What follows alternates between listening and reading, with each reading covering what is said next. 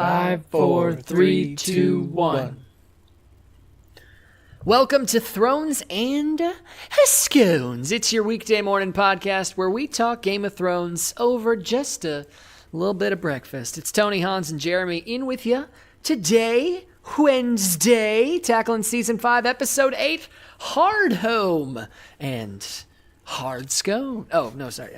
Maple Pumpkin is the more official title of our scone today. Welcome, guys, to your midweek and the period in this very long, very boring season when things finally start to, dare I say it, actually happen.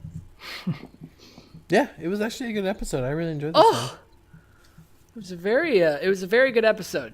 But with every good episode, a terrible plot on the wiki. Yeah. This is another just stupidly short. One of these sentences is 2 words, which makes me upset. But hey, you know what? I don't read it, or I don't write it. I only read it. And sometimes it's not even me reading it. Sometimes it's somebody else. Somebody chosen by committee. Popeye? Okay, so I think I've obviously you have a never pirate thing going all the time? An episode of Popeye. Doesn't matter. You just gotta go with a racist white sailor. I did watch Full House, and there's a Popeye impression in Full House. Go with it. So now I just have to be accurate to that and hope that impression was actually accurate to Popeye. Yeah. And I think it would work out great. Uncle Jesse? Okay. Uncle Jesse didn't do it. Who did it? Uncle Joey. Uncle Joey. Yeah. Joey. Dave Coulier. Dave, if you want to be on the podcast, we would love to have you. I don't know what you're up to. I know you had that one cameo in How I Met Your Mother. Since then, haven't seen you around. Please come on Thrones and Scones and spread your Canadian wisdom with us. Tell us to cut it. Tell us to cut it out. He pops in and out of that new Netflix Fuller House. Oh, yeah? Yeah. I didn't realize. So that came out. They did like the first season. And then I didn't watch it. And then I just assumed it was done. Me but too. no, they're ending now. But I think they're on their 5th season. Holy crap. Or something, which is nuts. Yeah, I have no idea. I don't watch it. So, which was the other one that just is like going Boy Meets World? Girl Meets World? Girl Meets World, right? Is that still happening too? Yeah. But that was at least I remember when that came out, people actually liked it. And then when Fuller House came out, people were just like, well, it's just kind of fan servicey. But what do you expect? That's all fan servicey. I would say so. I've seen like a couple episodes because Jenna watches it. Which one? It's Fuller House. I didn't even know House. Girl Meets World was a thing. I don't know. But I have seen a couple episodes of Fuller House. Yep. It's atrocious. It's atrocious. The only thing I appreciate about the idea, from what people have told me, is that Stephanie Tanner is a DJ, and her DJ name is DJ Tanner, and that makes me happy. Yeah. That's a good. It's It's the only joke that I think probably matters. Yeah. Anyway, all right, Popeye. Well, actually, an impression of Popeye. An impression of that.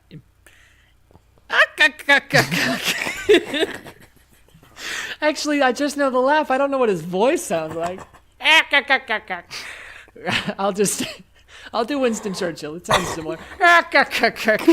Arya makes progress in her training.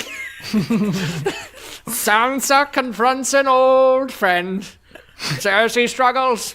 John travels. Oh, I lied. 2 of those sentences were 2 words. They could have just put these motherfuckers up on this wiki have obviously never watched Schoolhouse Rock.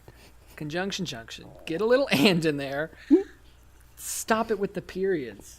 Do you guys have any grammatical things that you do too much? I overuse commas like a crazy person. Any time that there is a slight pause in a sentence, I have to resist the urge to just put a comma in when it definitely shouldn't be there, probably. Do you guys have anything like that? I just have the issue of not being good at grammar in general. I guarantee my punctuation is all over the place. And sometimes I just do it. I'm like, I've never. Sometimes I'm just like typing, and I'm like, I don't really use semicolons very often, so maybe here will be good. Get a little love for the semicolon. Yeah, you know what? Maybe I'll do the actual colon. I don't know. Oof. Who knows? I don't really know where they go anyway, so might as well just throw them in there. I think for it's me, the decision I make every weekend. Maybe I'll use the actual colon. Well, no. So with medicine, I dictate a lot of my notes. Mm-hmm. So you say your all, like commas, periods, all those things, and what's hard is then when you're actually on the phone with someone, I will find myself being like, yeah, this is Jeremy, period. I mean, so comma, colon, what? Now, do you have to, is that because it's like automated that's doing it? Or is that even when you have transcriptionists, they have to know when to put that in? So now in the world of medicine, I would say transcriptionists are farther and few between because Dragon, which is probably the most common dictation service now, it's all digital and it's instant, right? It's like it's being translated in front of you. So it's being transcribed in front of you in that regard. And what's cool about it is, you see all of your errors almost immediately, and it's quicker, it's cost effective, and all those things. But it's still expensive. Like I've actually had to purchase a copy for home, and it was a little over $1,500. So jeez, that's just for the software for that year. I remember I knew one kid that used Dragon software when I was in college. Me too. Because yeah. This kid was a real quality piece of work, and I shouldn't be mean because from all accounts, we're still friends on Facebook, and he seems to be doing quite well. So I'm happy for this anonymous individual. However, in college, he was a fucking ridiculous human being. And my freshman year, like 2 a.m, he punched out a giant glass window, it's probably like 15 feet by 6 foot window, just punched it out and sliced his arm up, lost what do they measure blood in? Pints, quarts? What's the thing? What? Yeah, I'm really happy that both of you are paying so much fucking attention. You know what? Fuck you. I just got this horrible text message from a friend who showed me a picture of. Here, I'll pull it up. This is the picture they sent me of their kid. And they're like, "Hey, do we need to go to the hospital?" I'm like, "Fuck yeah, you do." Jesus. What was wrong with that picture? Look at the head. What am I supposed? Oh, that's a big bump. Yeah. So bad. Yeah, yikes. Yeah. I have no idea what they. I'm gonna go with quarts because I wasn't listening. What do they measure blood in? Milliliters. Like, what's a pint of blood? Is it a pint? That's what they do. I mean, that's what I think. That's what you commonly hear. Although, I mean, I would say now we say, how many units of blood did you get? Well, whatever the thing is, they said had he lost one more pint of blood, he would have died. And so this dude was like just a mess. And so he couldn't use his arm. Like he cut his whole arm up like that far. He needed a ridiculous amount of stitches. And he got this Dragon software because he was basically he couldn't type out the games. He was like a play-by-play, but he did it. I don't remember, but it was like for the website or something. So he had to talk to type it, but he was like very drugged up all the time. I mean, even before the pharmaceutical drugs were a thing. And so it couldn't understand him. When he was like telling us like how much the software was and that it wasn't working. We're like, well, maybe it's not the software. Shit. Who's to say? Yeah, I don't remember. It was also on my floor. I remember in the time, like, college freshman year, he had a roommate. He did not have a roommate. He had this gigantic computer system with that installed on it, like this big mic there and other kind of assisting like things for him. But he never come off to me as someone who had like a learning delay in conversation. So I was never quite sure why he had that. And it's not like he didn't have hands for typing. And I watched him type, so I was kind of confused on why he had Dragon. Maybe he just wanted to be part of the future. Yeah, but I mean, yeah. So I don't know. That was kind of odd.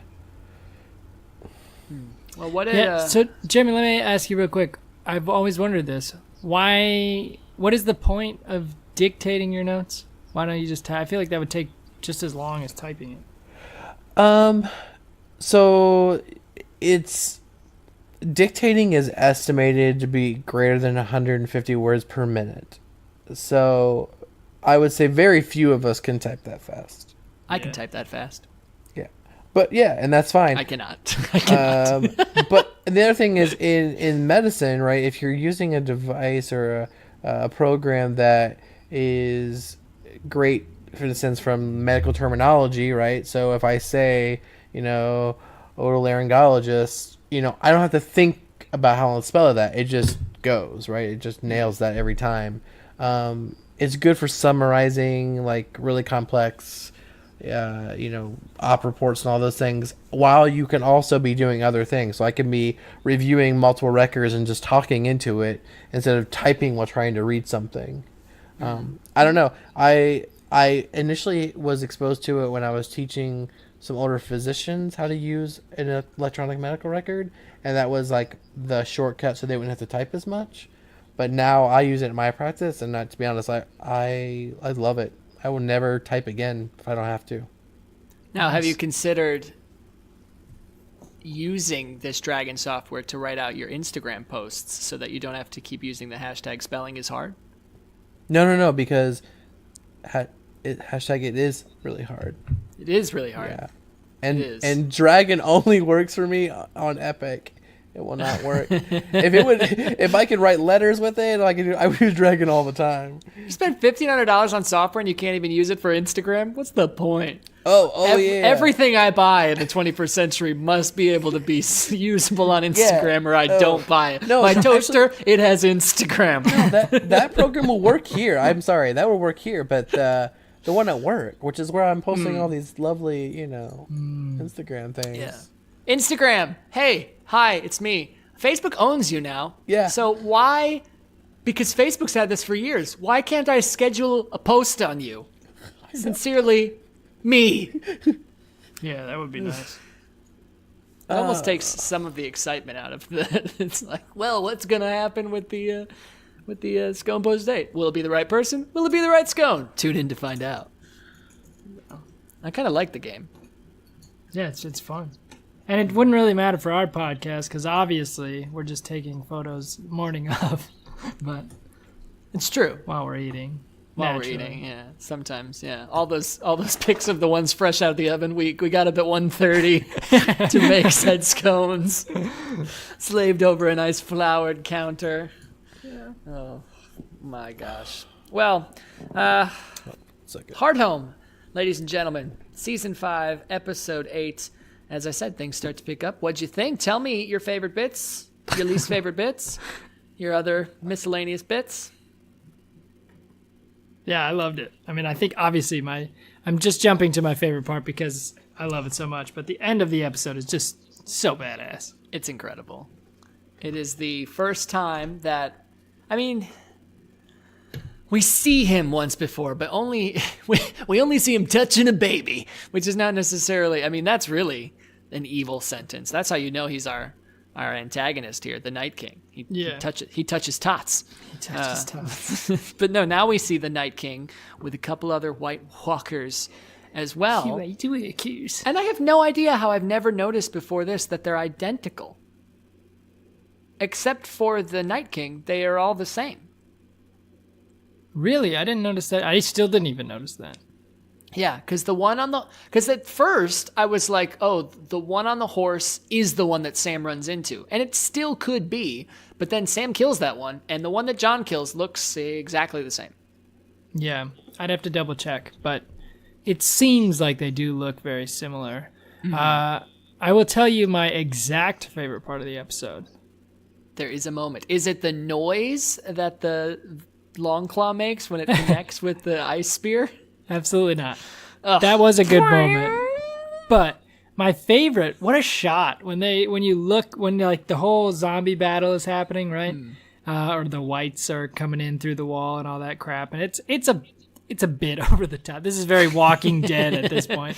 Especially because we haven't necessarily seen them act the way they're acting now, you know? Like it's always, like there's been the Dead Army. We kind of see them pretty slow walking, like, and then all of a sudden it's just like horror movie style gore and just running and eating. And this is the first episode that Jenna just like couldn't watch or just didn't want to watch. And I've been surprised. Really? Yeah, and like, and it's all pretty corny and fakey, and for the most part, but there's a lot of gore and blood. Anyway, not my favorite part. My favorite part is while that's all happening, you see a lot of that, and then all of a sudden, I don't know, something about the cinematography is just so awesome when they kind of like pan and it's still hazy, and then up on that cliffside, you see all the White Walkers on the horses looking down. It's what a freaking badass scene. It looks so good, yeah. And then they, I love that moment as well when they kind of come out and pan out really hard and fast, and you just see all of the whites just start flying over the cliff. Just they're like, ah! And that's such a fun thing. Like I mean, I guess World War Z did it as well, but I don't think people, when they're writing for undead characters that like can only be killed in a very specific way, I don't think they write well enough for like the things that they could just do for convenience sake, like fall off a cliff to get where they need to be. Like, yeah, hilarious. The other thing I guess I do have a question about is, so how the whites? I understand the White Walkers are different, but how are you supposed to kill the whites? So the only way we know so far is you burn them. Okay, you gotta burn them. I sure feel like they were going down pretty easily to just swords and axes, and I think quite understand that. You can make them to a point. I mean, it's like any zombie, I guess. You can make them to a point where it's like, okay, there's only so much you can do now that you don't have most of your body. But yeah, technically, the only way we know is to burn them. Later, we find out that Dragonglass does it as well, which is very confusing to me, because why... If that's the case, why doesn't Valyrian steel work on the whites if it works on the White Walkers? I don't understand that. So not sure.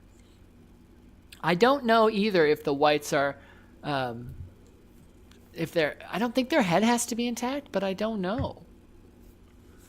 I'm not sure, because some of the kills that they showed, and I was particularly watching because I was curious, some of the kills that they showed, and granted, they may not be kills, like you said, they may just be like disabling them, basically, but it's not like they were cutting limbs off and stuff a lot of times. It was just like stabbing them in the neck and just general kill shots. And it seems like if they don't have blood or don't have any of that, I don't get how, if it could just be a skeleton walking around anyway, then why would stabbing it in the neck do anything? But yeah, I don't know. I think it's a Hollywood thing, though, in this sense, that they want to show, you beat it down, and then it all just comes back, right? Like, even in most zombie movies, you shoot them in the chest, they fall to the ground, and then a couple minutes later, they get back up, because it's almost like it stuns them or something. It's because we can't wrap our mind around just shooting something infinitively or stabbing it and not having an effect. Yeah, well, I want to know, first of all, I want to know how skeletons are walking around anyway with no muscles. First of all, how are those bones staying together?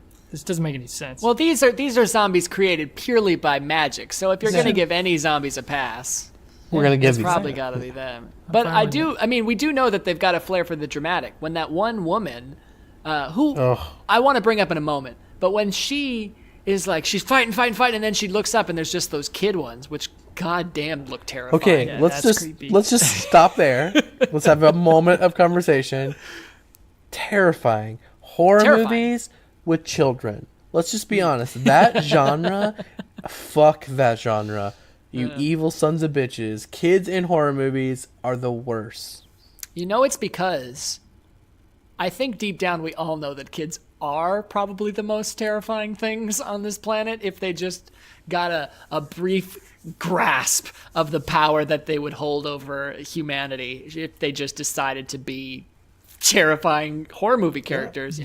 So when our fears are realized in that way, it sticks with us to our soul. We talk a lot about psychopaths, and I'm telling you, you want to see a psychopath? Go watch a 3-year-old or a 4-year-old for a while. They fucking do some dark shit.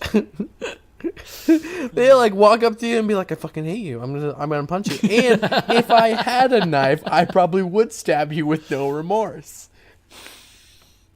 And they probably would. Yeah, they'd be like, "I just killed that fucker. Why? Because he took my crayons." Done. Bitch, step off. Yeah. So free the Menendez brothers. Is that what I'm hearing, Jeremy? Yeah, it's exactly what I'm telling you. Do you guys think that woman was Tormund's wife?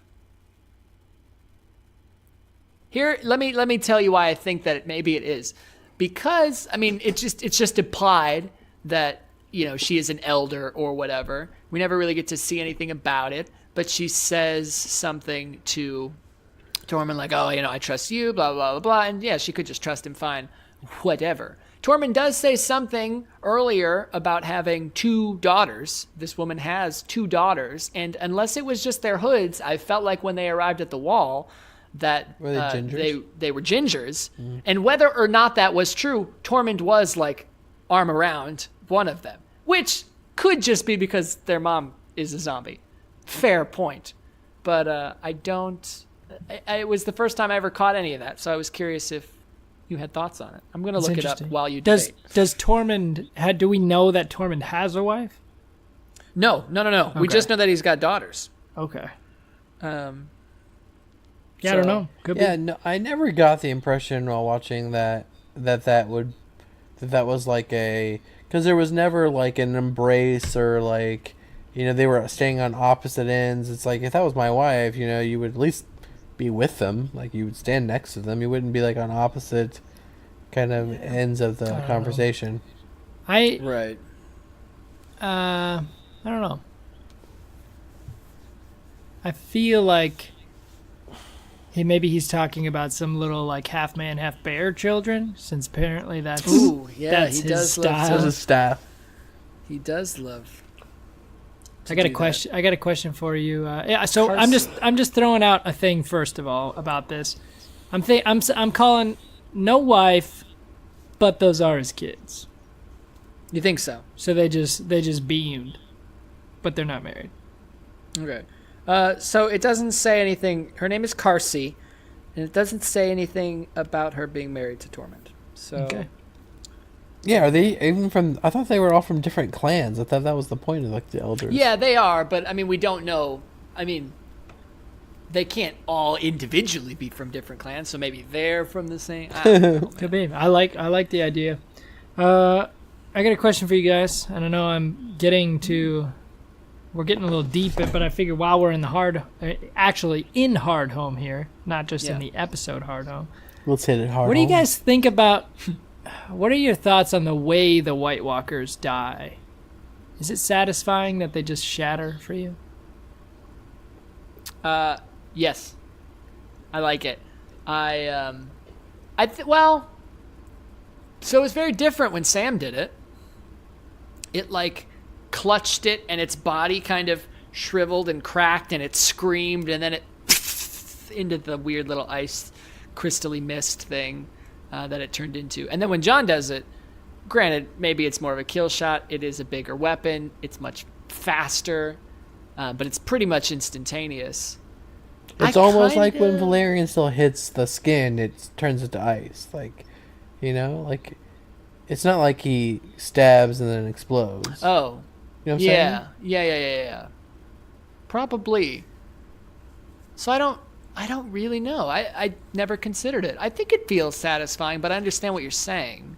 It's just kind of like quick and kind of, and I think again, just like Jeremy was talking about earlier with how we perceive things, it just seems almost kind of fakey, right? But they're not human, so it wouldn't make sense that they bleed and stuff. But they're from human babies. I don't know. I'm on the fence about it. I don't know how I feel about it. Are you saying you're in awe of magic? What if it? Here's the theory we haven't explored yet. What if they still are human babies inside these ice Gundams? Oh and my they're God! piloting them. What? Okay. What is the and game? That's what we're going to see in the next season. What? That game is coming out that has the guy from Walking Dead and all those things in it. Oh, the Kojima one? Yeah, which shows the baby like in the belly when they look. Do you remember that from the trailer? I don't know what the game is called, but I know what you're talking about. Fuck. Hans, what is the game that Hideo Kojima is making right now? Uh, With Daryl. I know what you're talking about. Which shows the baby think like of the game. inside It's of a them, weird, like in a bubble. Yeah, it's a weird. Is it like name. Death Stranding? Yes, Death Stranding. Look at me. Look at you. Good job. Yeah. So we all Yes, agree that Hard Home exactly. was the best part of this episode. Yeah, best by far. It was For awesome. sure. I mean, Any favorite kills while we're there? I did love the face of the White Walker when John catches his blade. The just like split second before he dies, like the fuck was really good. I love that moment when John's running and frantic. He does frantic fighting very well, Kit Harington. He's got that moment where he it looks like he stumbled, but he does that little 360 to cut the running guy in half. That's a pretty cool one. Yeah. I liked that a lot. Mine was Tormund when he kills Lord of Bones. Yeah, that was pretty badass. That was Do you think he killed him? Oh, fuck yeah. Beat Really? the fuck out of him with that Yeah, stick. but with a stick. That guy does not get up. Even if He's wearing full bone armor. even if he didn't kill him, that dude's dead now. Yeah, exactly. Fair enough, yeah. Or not, so. Yeah. I mean, he just beats the fuck out of him. It was, and I never liked Lord of the Bones in the show. He's kind of fucking annoying to me, so I kind of like that he goes down the way he goes. Hell yeah. But the epicness of the panning out and the music and the quiet to like the stillness in the water as they're raising. I mean, it is one of the coolest scenes in the show. Yeah. From a visual perspective, they nailed the incorporation with the CG. They nailed all of these characters, all the choreography time. It wasn't as crazy as from a choreography perspective as the Battle for the Wall, where they have that whole minute shot nonstop, which is just awesome. Or something like Battle of the Bastards, where they just spent so much time and money on perfecting these scenes with hundreds of real horses and stuff like that. That's crazy. But this is one of those things where it's just this feels so specifically Game of Thrones. Because exactly. It's bringing in the magic. It's bringing in the realism. It all looks good. And it's so cool. And John, I mean, it kind of gets glossed over by the crazy battle, but John's speech was really good too. John's not a great talker, but he had a nice little speech to stir most of the wildling hearts, not including the Thens. But did we really want them anyway? Yeah, fuck the Thens. Yeah. I thought even Tormund did pretty good, talking about someone who probably isn't that good of a speaker. Yeah. So few words, but wise words. Wise words indeed. Are we rooting for Tormund now? I mean, have you ever not liked him, or now do you really like him after this episode? Where are you on Tormund? Right now, I've always been a fan of the character. I like him. Right now, I'm at the point where it's this is my dude. I couldn't like him more. And then when he starts hitting on Brienne, Yeah, I was like, I know. yes. He's like, are you with the lady? We're not really together. I mean, there's some feeling or something. And we have this moment. It's like 8th grade, kind of I wrote a letter. Yeah. Check yes Passed or no. her a note. Yeah. Will you fight the apocalypse with me? Check yes. Check yes. I do love that. Yeah. And then Tormund's great. going back to with Dany and Tyrion in this episode, when Tyrion's kind of figuring out is Dany gonna allow him to stay around? What do you think of him really kind of selling out Jorah, saying hey, yeah, he's great, but he can't be here. You can let him live, but he can't be by your side. That exact moment. I mean, because I think if he would have said, he showed loyalty. He brought you a traitor in theory. He brought a Lannister to you, but he kicks him out. Why do you think he does that? I think he's right. First of all, I mean, I think that he makes the right call there. I think that it's what it's what she wants to hear. Like, she's not going to accept, like, yeah, you got to let him stay, you got to do. Like, had he said that, it's not like she would have been, I don't think, like, yeah, you're right. All right, Sir Jorah, you're back in the fold. Like, no. Would she have she's not there yet. him if he would have said? That's what I'm wondering. So that's what I'm thinking is Tyrion sees the writing on the wall that, hey, this is what she wants to hear, and whether or not, I go against that, I don't know what that position is being. So I don't know if she would have killed him, but I think Tyrion played the "you will not kill me" card by doing it the way he did it. He could have been like, well, bitch, you say the queen, you say you're a woman, of your word. Let's lay this down. That's you, me, right here. You, me, right now. Pike him. Pike his head. A dwarf's cock is good luck. It is not dwarf size. We know that now. Yeah, Tyrion starts to get his groove back a little bit. I gotta go ahead and give Tyrion an apology. I really thought a drunk, mopey, annoying Tyrion lasted much longer than it did. And he's still, I think, in remission, as it were. He's recovering, but he is better now, and I'm happy to see it. Yeah, we are in episode 8, though, so this was a while. It was just this season. I really thought it was more. Oh, God, it was painful. I'm sorry. Yeah. Yeah, and then I guess I just have, there's probably not, I think we pretty much hit most of the episode at this point. Cersei's in jail. She's a cunt. Let's move on. Cersei's in jail. Arya's on her first assignment. Yeah. Jorah goes back to the fighting pit. Reslaves himself. He's like, here's your money, bitch. Interesting. I'm going to kill some people. Yeah. We get some more. Oh, sorry. No, go ahead. I was just going to say my kind of most interesting note, getting into a little foreplay, as we say. Yeah. Ollie talks to Sam. Yes! Sam tells Ollie that sometimes you have to make the hard choice others might not see as right at the time, yada, yada. Ollie kind of gives a, do you really believe that thing? And you kind of start to see, and now that we know how things play out, you kind of start, I almost took this as Ollie kind of using that line as opposite of what Sam intended it to. And the next line is even better when Sam says, don't worry about Jon. I've been worrying about him for years. He always comes back. I wrote down this exact thing, and I have never noticed it before. Yeah, it's absolutely, it's almost so much foreplay that you're just getting right into it. I feel like we just impregnated the bitch. Yeah, the Ollie thing for sure. The him saying, like, you really believe that? Like, you can see the gears turning. You're like, okay, 100%. I get that. And then the other thing I wrote down in parentheses, because I was like, maybe it's a nod more than any actual foreshadowing, but I think it's pretty... It had to be on purpose. Yeah, it's so obvious. God, yes. Like, it's so direct. Yeah. Oh, I don't know why I was just so excited when you started talking. Oh, yes, I'm not crazy. It is happening. Oh, like, I punched myself in the leg. Right, so this is my first time rewatching it. So then while I'm watching this scene, I was like, he said all that, I was like, are you serious? Like, how had I not noticed that before? Well, Hardhelm finally picking things up. Took you long enough, but at least you came with the goods, Game of Thrones. Thank you for that. Of course, we always come with the goods. And what are our goods, boys? What do we do for goods here on the show?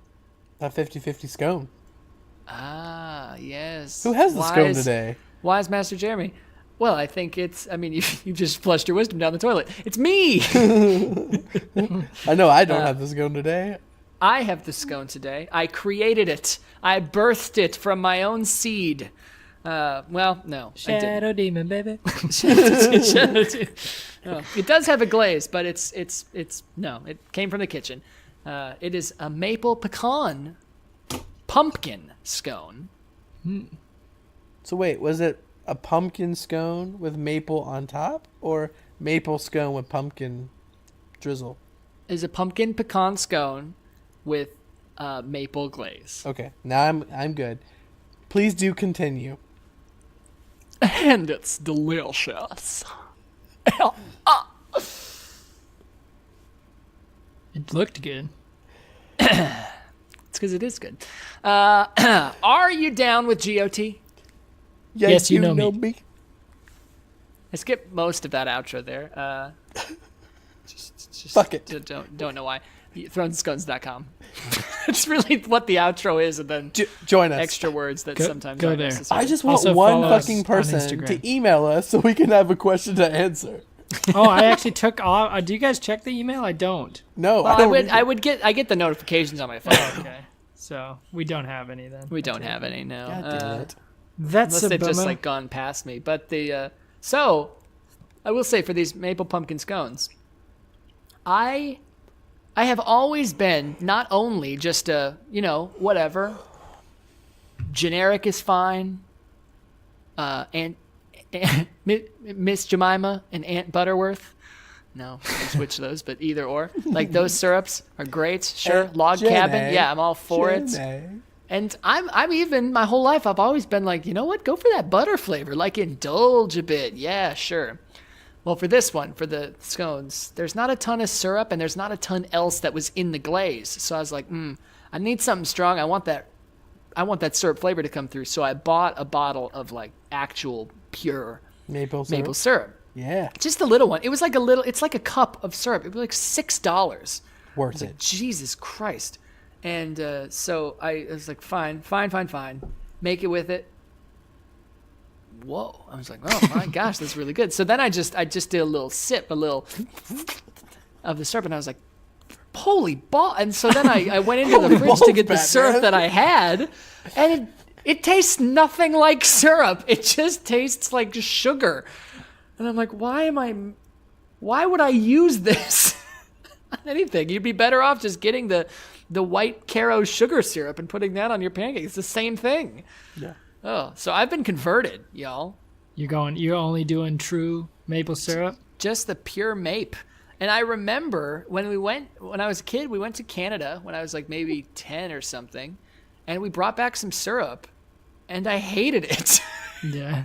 But I think that's just because I just wanted straight regular tasting sugar. The high fructose Regular corn tasting syrup. sugar water. Sugar water, yeah, and that's what it wasn't what it was. Now, Sugar. try So I this, take though. it you're only tapping your own trees now. Yeah. I have made a giant. I don't know what. Oh God, I was about to feel so stupid. I still do feel. I was gonna say I don't know what trees maple syrup comes from. Oh, I have a large maple tree has started to take root here in the middle of my living room. In about a couple months, it's gonna get real awkward for the accountants that work underneath me. But for right now, the roots are just kind of hanging out here. Are you a Yeah. tea person? Do you like tea? I like tea. Yeah. Okay. So I recommend like an Earl Grey or a dark tea, and then Yes. put a little bit of maple syrup in it.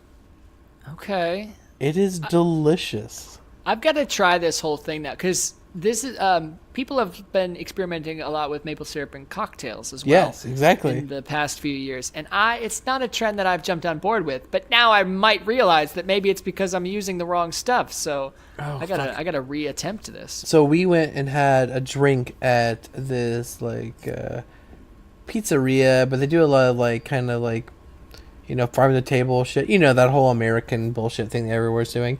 But I had this whiskey drink with tobacco oil and maple syrup, and fuck, it was delicious.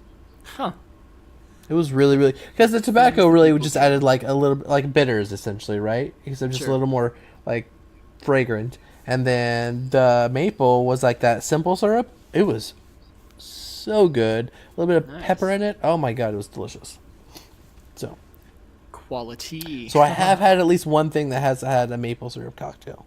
And it worked. It did. All right, I'm gonna go make a. I'm gonna go make me a maple syrup rum and coke and see what happens. Yeah. All right, I'm gonna stop. 2